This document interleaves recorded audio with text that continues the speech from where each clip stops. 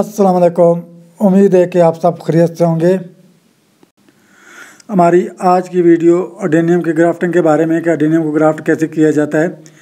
Grafting का बेहतरीन मौसम होता है मार्च से लेके तो सितंबर तक, जब जो टेम्परेचर 30 तक रहता है, 25 से 30 तक रहता है, तो उस वक्त तक ग्राफ्ट कर सकते हैं। सोए बीज में जो है बहुत ज़्यादा अगर बारिशें हो रही हैं तो बारिश वाले सीज़न में नहीं करनी चाहिए। बाकी जो है सितंबर तक आप कर सकते हैं, जहाँ टेम्परेचर जो है 25 से 30 के दरमियान रहता है, तो वो उसमें जो है ग्राफ्टिंग सक्सेसफुल हो जाती है। ग्राफ्टिंग दो किस्म की होती है, ये फ्लैट ग्राफ्टिंग होती है और एक वी ग्राफ्टिंग। आज दोनों ग्राफ्टिंग आपको जो है बताएंगे कि कैसे ग्राफ्ट किए जाते हैं। तो ये ओबीसम की वैरायटी है, लेकिन ये रोज़ी वैरायटी होती है। ये डबल पेटल, मल्टी पेटल और इस तरह के होते हैं। तो इसको ग्राफ्ट जो है सिंगल पेटल जो है ओबीसम पे किया जाता है। तो ग्राफ्ट करने का ये फ़ायदा होता है कि जिस कलर को आप ग्राफ्ट करते हैं सेम उसी कलर का फूल जो है ग्राफ्टिंग वाले प्लांट्स पे आता है। ये वाला जो होता है जिसके ऊपर ये ग्राफ्ट किया जाता है, इसको जो है रूट स्टॉक बोलते हैं। तो ये रूट स्टॉक अमूमन जो है ये सिंगल पेटल ओबीसम होते हैं, जो आम पिंक कलर के होते हैं, उसके ऊपर जो है इसको ग्राफ्ट किया जाता है। तो सीड से ग्रो अगर किया जाए तो ये कन्फर्म 100% नहीं होता है कि वही कलर आएगा जो आपने लगाया था। तो ये मैंने कुछ ग्राफ्ट किए थे, ये जून में ग्राफ्टिंग की थी। अभी ये देखिए इसके ऊपर फ्लावरिंग स्टार्ट हो गई है। तो ये मैंने इसके जो मदर प्लांट है वो भी आपको मैं दिखाता हूँ, उससे ये मैंने ग्राफ्ट किया था। तो सेम उसी कलर के जो है फूल इसके ऊपर आ रहा है। तो ग्राफ्टिंग वाला ये प्लांट का फ़ायदा होता है कि सेम उसी कलर का फूल आता है जो ग्राफ्ट आप करते हैं। तो जी फ्रेंड, मैंने इस प्लांट का जो है ये ग्राफ्ट किया था, जो दिखाया आपको फूल। तो ये देखिए, ये इसका मदर प्लांट है, इसका भी सेम वही कलर है जो ग्राफ्टिंग वाले प्लांट्स पे आया हुआ है। तो जी फ्रेंड, ये इस प्लांट के ऊपर जो है मैं ग्राफ्टिंग करूँगा, एक वी ग्राफ्टिंग और एक फ्लैट ग्राफ्टिंग। मैं 8-10 प्लांट ये ऑनलाइन मंगवाए थे, तो ये 2 बचते हैं। इनके ऊपर आज ग्राफ्टिंग आपको दिखाएंगे कैसे किया जाता है ग्राफ्ट। तो कोशिश करते रहें तो खुद ही ग्राफ्ट करना सीखें, तो एक प्लांट आप जो है घर में कई प्लांट तैयार कर सकते हैं। क्योंकि ग्राफ्टिंग वाले प्लांट होते हैं वो काफ़ी महंगे मिलते हैं। तो ये रूट स्टॉक के लिए जो होते हैं आम ये सिंगल पेटल ओबीसम होते हैं, ये थोड़े सस्ते मिलते हैं। ये मुझे 150 का एक प्लांट मिला था। तो आज इसके ऊपर जो है ग्राफ्ट करेंगे। तो कोशिश करते रहें, पहली दफ़ा नाकामी होगी, दूसरी दफ़ा, तीसरी दफ़ा एक ना एक दिन आपकी जो है ग्राफ्टिंग करनी आ जाएगी। मैंने भी जो है 2-3 साल पहले ये काम शुरू किया था, तो इस साल माशाल्लाह 15-20 प्लांट जो है ग्राफ्ट कर लिए हैं। कुछ प्लांट जो है डबल भी कर लिए, डबल ग्राफ्टिंग, उनके ऊपर 2-2 कलर और कुछ। तो जिस प्लांट के ऊपर जो है ग्राफ्टिंग करनी हो, उन प्लांट का जो है 4-5 दिन पहले पानी रख दें और उनको जो है साए वाली जगह पे रख दें। फिर उसके बाद जो है ग्राफ्ट करें इसके ऊपर। अगर बहुत ज़्यादा बारिशें हो रही है तो फिर उस बारिश वाले मौसम में नहीं करनी चाहिए ग्राफ्टिंग, क्योंकि उसमें जो है फंगस वगैरह लग जाता है ग्राफ्टिंग वाले पोर्शन को। तो जी फ्रेंड, आप बात कर लेते हैं कि ग्राफ्टिंग के लिए क्या क्या चीज़ चाहिए होती है। ये कटर चाहिए होता है और कैंची चाहिए होती है पत्ते वगैरह काटने के लिए। सुपर ग्लू, ये फ्लैट ग्राफ्टिंग जो कहते हैं उसको, तो ये जो है उससे मिल जाती है हार्डवेयर की दुकान से। तौर पर ये कारपेंटर इस्तेमाल करते हैं। और ग्राफ्टिंग वाली टेप ये सीड्स वाली दुकान होती है उससे मिल जाती है और नर्सरी से भी मिल जाती है। तो बाकी जो चीज़ें वो स्टेशनरी की दुकान से मिल जाती है। कटर हो गया, कैंची हो गई। ये परमानेंट मार्कर चाहिए होता है नंबर लगाने के लिए, कि जिस प्लांट का आपने जो है ग्राफ्ट करना होता है तो उसको जो है याद रखने के लिए नंबरिंग कर दी जाती है कि इस फूल प्लांट का जो है ग्राफ्ट जो है रूट स्टॉक पे किया गया है। जिस तरह ये इसका मैंने नंबर लगाया वो 5, तो इसका ये फूल का रेफरेंस है, तो मुझे इससे अंदाज़ा हो जाएगा कि मैंने ये वाला प्लांट रूट स्टॉक के ऊपर ये वाली जो है ग्राफ्ट किया हुआ इस प्लांट का। तो फूल का रेफरेंस होता है, याद रह जाता है उससे।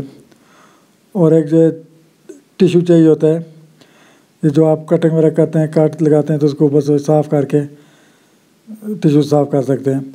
और ये रबर बैंड चाहिए होते हैं, जब मास्किंग टैप वगैरह ग्राफ्टिंग वाली टैप जब करते हैं तो उसको ऊपर जो है रबर बैंड से लपेट दें। या कोई पॉली बैग वगैरह ऊपर जो चढ़ाते हैं कटिंग वगैरह, तो उसके ऊपर जो है इसको चढ़ा देते हैं रबर बैंड को। तो जी फ्रेंड, मैं यहाँ से इसकी जो है ग्राफ्टिंग के लिए ये वाली शाख लूँगा। तो इसके पत्ते मैंने पहले ये काट दिए थे कैंची से। तो आप जो है कटर की मदद से ये यहाँ से इसकी जो ये शाख काट लेंगे। तो ये डबल पेटल है, इसके ऊपर डबल पेटल फूल आते हैं रेड कलर के और वाइट के।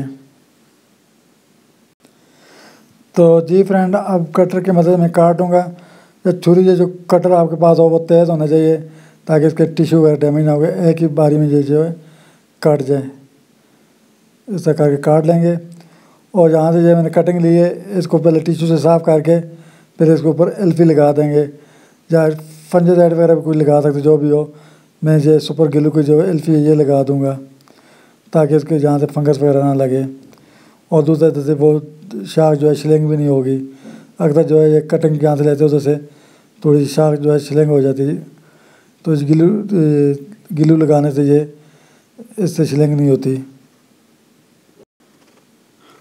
तो जी फ्रेंड, आप इसके जो है रूट स्टॉक के ऊपर से ये काट लेंगे। ये तकरीबन 4 से 5 इंच जो है रूट, ये जो कोडेक्स होता है उसके ऊपर करके काट लेंगे।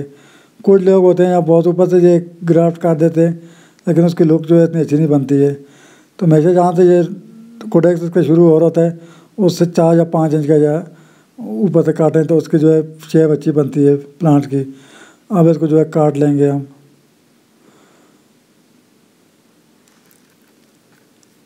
ये काट लिया है, तो अब इसको टिश्यू से साफ़ कर लेंगे।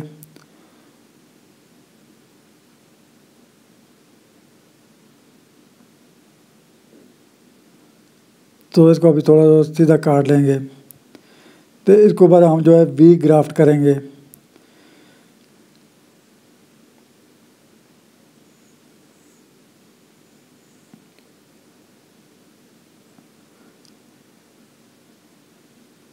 ऐसा जो है बिल्कुल सीधा इसको काट लेंगे। कोशिश करें जब भी काटें तो जो है बिल्कुल फ्लैट सीधी कट इसको जो है काटें। अब ऐसा कट लगाएंगे दरमियान से ऐसे रख के, इस तरह जो है वी ग्राफ्ट बोलते हैं इसको। और ये वाली जो है इसको कलम की तरह छील लेंगे दोनों तरफ से इस तरह करके। तो अब इसको जो कट लगाया था उसमें इसको जो है फंसा देंगे इस तरह करके। अगर आप नए हैं तो वी ग्राफ्ट से स्टार्ट करें। ये वी ग्राफ्ट जो है आराम से चल जाती है फ्लैट ग्राफ्टिंग की बनस्बत। अब जो है शैडो से इसके जो है ग्राफ्टिंग वाली टैब लपेट देंगे। अगर ग्राफ्टिंग वाली टैब ना हो तो धागा वगैरह कोई लपेट सकते हैं। तो जी फ्रेंड, अब हम इसके साथ जो है ग्राफ्टिंग वाली टैब जैसे लपेट देंगे। बहुत ज़्यादा टाइट करके नहीं लपेटना, ताकि ये जो कटिंग लगाई हुई है ये ग्राफ्टिंग वाले पोर्शन ये स्लिप करके निकल ही ना जाए। बस हल्के हाथ से, ना इतना ज़्यादा टाइट करना है ना ज़्यादा नरम बांधना है। इस तरह करके जो ये लपेटते जाएंगे। ये हमारे जो है प्लांट जो है ग्राफ्टिंग वाला एक तैयार हो गया। ये वी ग्राफ्टिंग वाला प्लांट तैयार हुआ है। तो अब आपको जो है फ्लैट ग्राफ्टिंग दिखाते हैं कि वो कैसे की जाती है। तो जी फ्रेंड, अब फ्लैट ग्राफ्टिंग के लिए भी हम जो है इसी तरह 4 से 5 इंच ऊपर से इसको काट लेंगे कोडेक्स के ऊपर।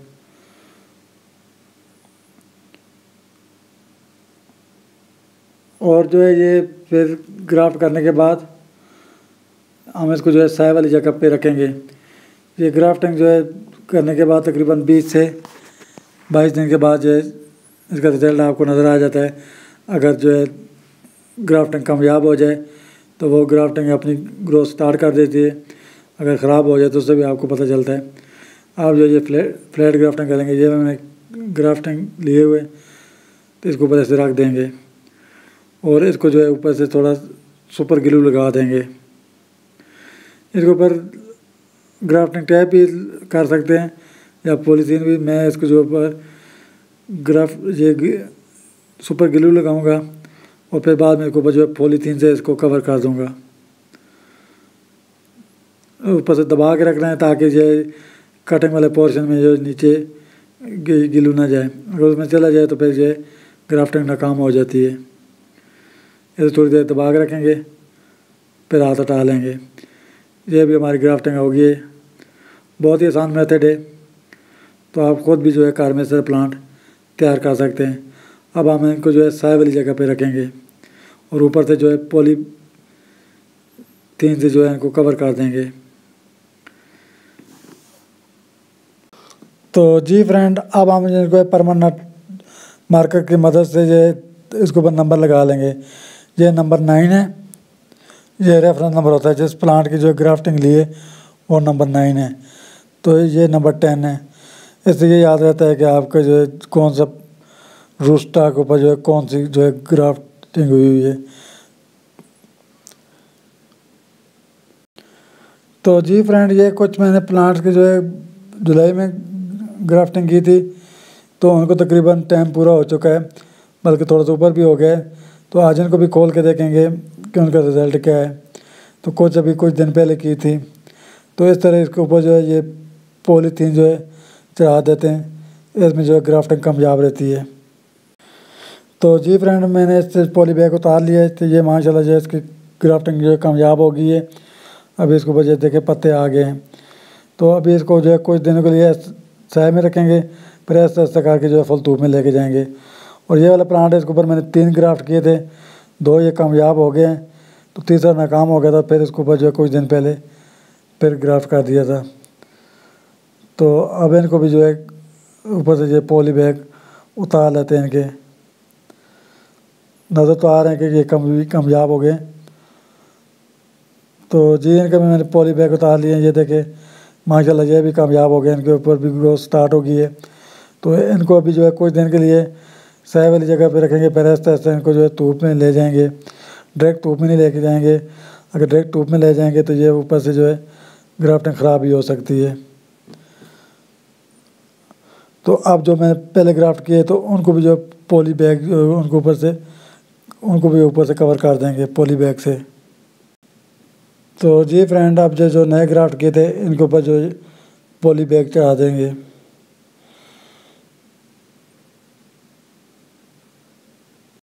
तो जी फ्रेंड, इसके ऊपर मैंने पॉली बैग चढ़ा दिया और ऊपर से रबर बैंड से बांध दिया, इसको लपेट दिया रबर बैंड इसके ऊपर। तो जी फ्रेंड, मैंने ये सीडलिंग के ऊपर जो है ग्राफ्ट किया था इसको, तो ये इसमें भी जो है ग्राफ्टिंग कामयाब हो गई है। अब ये देखिए इसके ऊपर कलियाँ आ रही हैं, इनके ऊपर भी फूल आना शुरू हो जाएंगे। ग्राफ्टिंग का ये फ़ायदा होता है कि उस जो है सीज़न में आपके ऊपर जो है फ्लावरिंग जो स्टार्ट हो जाती है, जब ये ग्राफ्टिंग अगर कामयाब हो जाए तो जी फ्रेंड, ये थोड़ी सी इन्फॉर्मेशन थी अडेनियम को ग्राफ्ट करने के बारे में जो आपके साथ शेयर की। अब तक के लिए इतने, फिर मिलते हैं एक नए वीडियो के साथ। तब तक के लिए अल्लाह हाफिज़।